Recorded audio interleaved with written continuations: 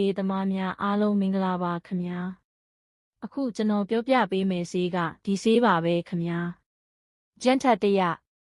ဂျန်ထမစ်စင်30ရာခိုင်နှုန်းထိုးဆေးပါဝင်ပစ္စည်းများ1မီလီလီတာလျင်ပါဝင်မှုဂျန်ထမစ်စင် base 100 gram ဖြစ်စွက်ပစ္စည်းများ1မီလီလီတာဖော်ပြချက်ဂျန်ထမစ်စင်သည် aminoglycosides အုပ်စုဝင်ဖြစ်ပြီးအဓိကအားဖြင့် gram negative ဘက်တီးရီးယားများဖြစ်သော E. coli, Klebsiella, Pasteurella နှင့် Salmonella တို့ကိုဘက်တီးရီးယားသေစေသည့်အာနိသင်ရှိပါသည်ဆေး၏ဘက်တီးရီးယားသေစေသောအာနိသင်သည်ဘက်တီးရီးယား၏ပရိုတင်းထုတ်လုပ်မှုကိုတားဆီးခြင်းပေါ်တွင်အခြေခံပါသည်အသုံးပြုရန်ညွှန်းတိုးကလေးနွားကလေးစိတ်တိုးဝက်များတွင်ဂျန်ထမစ်စင်နှင့်ခံနိုင်ရည်ရှိသော E. coli, Klebsiella, Pasteurella နှင့် Salmonella စသည့်ဘက်တီးရီးယားများကြောင့်ဖြစ်သောအစာအိမ်ဦးလမ်းကြောင်းဆိုင်ရာနှင့်အသက်ရှူလမ်းကြောင်းဆိုင်ရာရောဂါပိုးဝင်ခြင်းများအတွက်ကုသနိုင်သည်ဆေးပမာဏကြွက်သားအတွင်းထိုးသွင်းရန်အထွေထွေအကို4ချိန်ဆေး1မီလီလီတာလျင်ကို4ချိန်20ကီလိုဂရမ်မှ40ကီလိုဂရမ်အထိတစ်နေ့လျင်2ချိန်3ရက်ကြာထိုးသွင်းနိုင်ပါသည်ဆေးအာနိသင်ပြေချိန်ကြောက်ကပ်အတွက်45ရက်အသားအတွက်9ရက်နို့အတွက်3ရက်ကြိုတင်ရက်ပါသတိထားအသုံးပြုရန်ဆေးမတည့်ခြင်းဂျန်ထမစ်စင်အားဓာတ်မတည့်ခြင်းတိရစ္ဆာန်တွင်ဂျန်ထမစ်စင်သို့မဟုတ် aminoglycoside အုပ်စုဝင်ဆေးဥပမာ streptomycin, neomycin နှင့်ဓာတ်မတည့်မှုရှိပါကအသုံးမပြုရ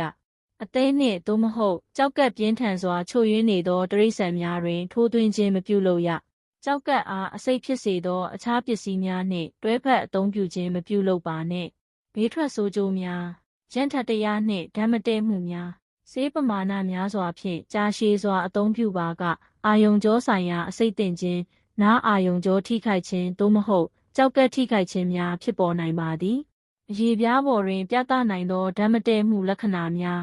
ယားယံခြင်းဆေးထိုးထားသောနေရာခန္ဓာကိုယ်တစ်ခုလုံးပြင်းထန်စွာယားယံနိုင်သည်အင်ပြင်းထခြင်း hives အဖုအပိတ်များအရေပြားหนีရဲမှုများထွက်နိုင်သည်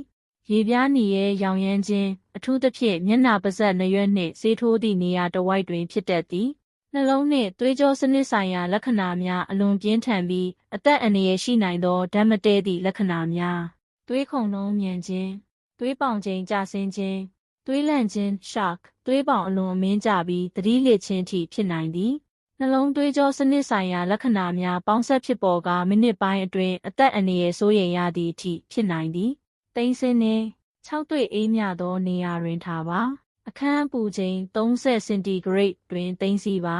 မွေးမြူရေးသမားများအားလုံးအဆင်ပြေကြပါစေဗျာမတနိုင်တစ်ပိုင်းဝက်မွေးမြူရေးညီကိုများကြိုက်နှစ်သက်ပါက like follow subscribe လေးလုပ်သွားပေးပါအောင်ဗျာ